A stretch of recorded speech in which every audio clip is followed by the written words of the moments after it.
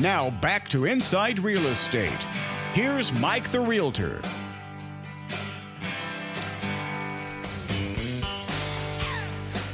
All right, folks, we are back. InsideRealEstateRadio.com is the website. Hey, if you want to talk to us, 888-787-KLIF, 888-787-KLIF. And we're going to get into a little bit of insurance talk with our resident expert in all things insurance, Richard Tonihka over at Goosehead Insurance. RichardTAgency.com is his website. RichardTAgency.com is his website. What's up, Richard? Woohoo! Way to go, me. I didn't realize I was coming on this quickly.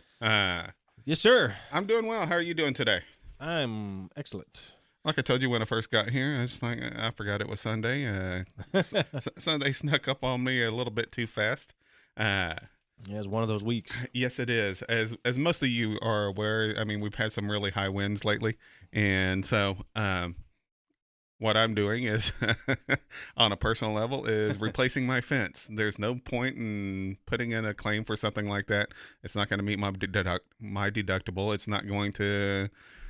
It's not even going to hit that threshold, so I'm taking care of it myself, and I didn't realize, like I was telling you earlier, how out of shape I am.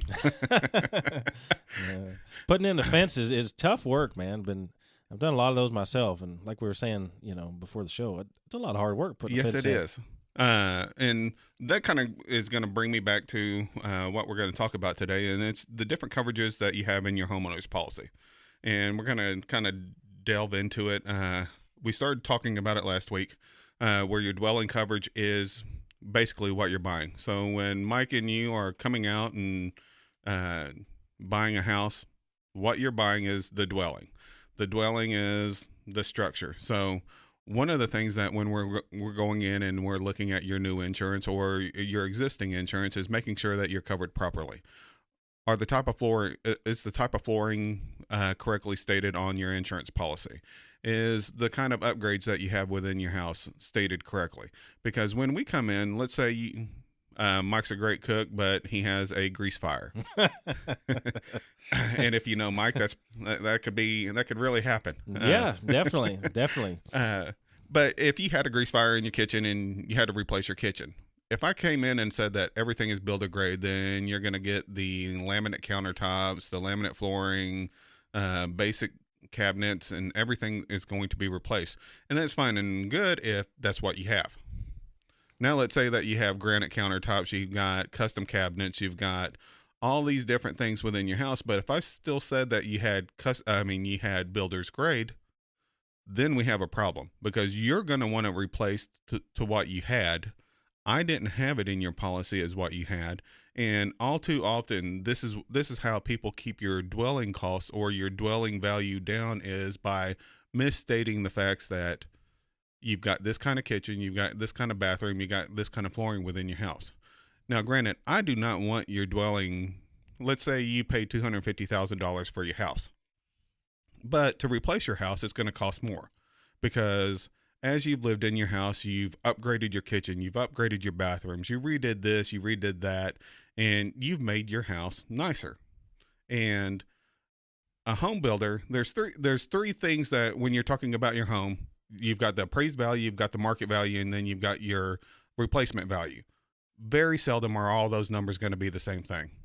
It is more than likely that your insurance company is going to look at your house, and it depends on if there's a time for a claim, or if it's time for if it's new business.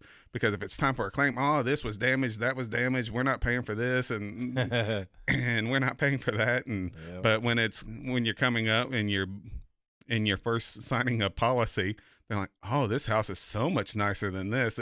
The dwelling ought to be this, and you're just like, okay, whatever. It's a game that you play, but it's a game that we know really well. Right. That being said, you go in and making sure that everything is listed correctly within your policy.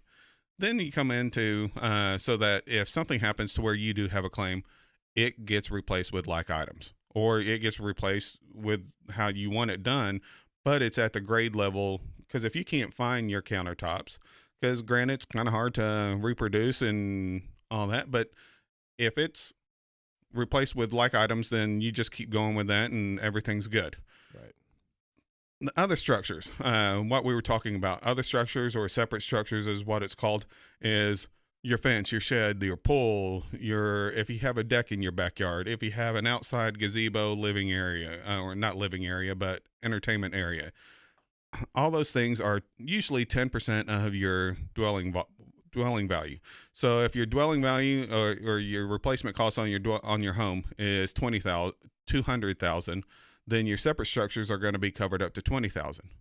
That's fine if that covers you for your shed and your pool or all this. But if it doesn't, then you can increase that by another 15 or another 10 or 20% to make sure that you're getting your separate structures in there.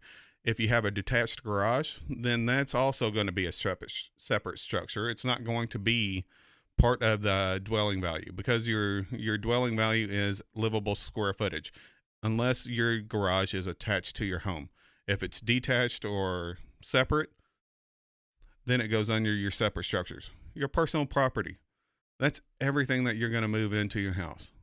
And then when we're looking at that, we're also looking at, do you need to schedule something? Do you have firearms? Do you have jewelry? Do you have silver? Do you have any of that stuff to where you're really looking at insurance is here to protect your assets, making sure that everything that you've taken your whole life to build or your things that were handed down to you from your parents or grandparents or whatever, but the things that you've accumulated throughout your life, that making sure that those are being able to be replaced if something dire happens or something drastic happens. And so when you're looking at your personal property, should you schedule it? Should you not schedule it? Should you increase your coverage for a particular item or a particular coverage area? Because you can increase your jewelry. Because on average, a good round number is $1,500. $1,500 per item for jewelry is what's covered. So if you have a ring or a necklace or something that's worth more than $1,500, you may look at increasing your coverage up to $5,000, or you may look at scheduling it. The difference in scheduling and increasing your coverage is the fact that increasing your coverage level doesn't protect you if you misplace it or if you lose it. Yeah. It has to be a covered peril. So theft, fire, something like that. Tornado comes through and just wipes out your whole house. It has to be something that's covered like that. You can't just put it down and walk away and then come back and say, oh my goodness, I lost my $20,000 ring. I want to claim it on my insurance. Well, if it's not scheduled, you can't do that. If it is scheduled, you can do that. And one of the things when you're talking about scheduling is you have to have it appraised.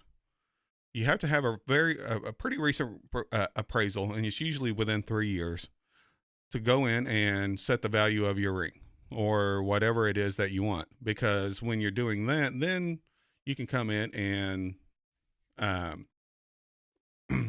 you can set that value on your policy and have a separate scheduled policy. And there are companies out there that strictly deal with jewelry riders or scheduling your jewelry and making sure that you're covered if anything should happen. And it doesn't always have to go on your homeowner's insurance. It can be something that's done completely separate from your homeowner's insurance. Yeah, it's important for folks to remember that, look, your insurance is going to take care of you and going to cover your assets, but only if they know what your assets are. Yes. So the point of all this is, if they don't know what type of materials you put into your home as far as updating are concerned, in particular also your personal property, all jewelry, like you say, needs to be scheduled that is of value. Firearms, in particular, the ones that are old and worth something, not the ones that you just go and pick up, the other day at Cabela's, but, the ones that are old have some value to them. But, in all honesty, there's some you go and pick up right now, they could be over $1,000, $2,000 right now. But, so those firearms, we all have those, you make sure to get those scheduled. All types of things artwork is another one that you definitely need to get scheduled. Absolutely. And when you're looking at this stuff, I mean, it's funny, in the state of Texas, like I said, the normal coverage for jewelry is $1,500 per item. For firearms, we're in Texas when it's $2,500. It's $1,000 more than your jewelry. Right. Absolutely. And then your loss of use. So let's say loss of use is the next category that a typical homeowner's policy covers. Loss of use is, let's say that tornado that I mentioned earlier comes through, wipes your house out. Now you don't have a place to live. So you're going to have to pay for temporary housing until you can either rebuild or you can buy a home that you like. You're also going to have to buy clothes and stuff like that, more than likely if it's a complete loss, because your clothes and everything have been scattered throughout. You're not going to have a kitchen anymore, so you're going to be eating out more. And the whole time that this is going on, you're still going to have to pay your mortgage. Yeah. And so this is an additional expense. And so it pays for all that additional stuff until you can find your new house and get your life back to as normal as possible. But while you're doing that, making sure that you go through and you have the coverage set up the way it's supposed to be set up. And I'm going to go through the last couple things. Liability insurance. Liability insurance. I have seen it more times than not that your liability insurance is less than the dwelling. That should absolutely never, ever, ever, ever, ever be the case. Yeah. I'll see a $300,000 house with $100,000 in liability, and you're just like, well, if something happens to where someone comes on your property and they get injured, now it's more lucrative or more financially attractive for them to come after you personally, try and take your house, than it is to come after the insurance company. So your liability insurance should always be more than your home. So if your dwelling value is set at $300,000, you go up to $500,000. If your dwelling value is $150,000, I still don't go to that $300,000 because it's just pennies on the dollar to go from $300,000 to $500,000. And so doing that actually protects you more and making sure that you're covered to absolutely as high as you can be covered. And when you're looking at that, one of the things that you have to look at is also looking at, do I need an umbrella? What are your assets? What are your coverages?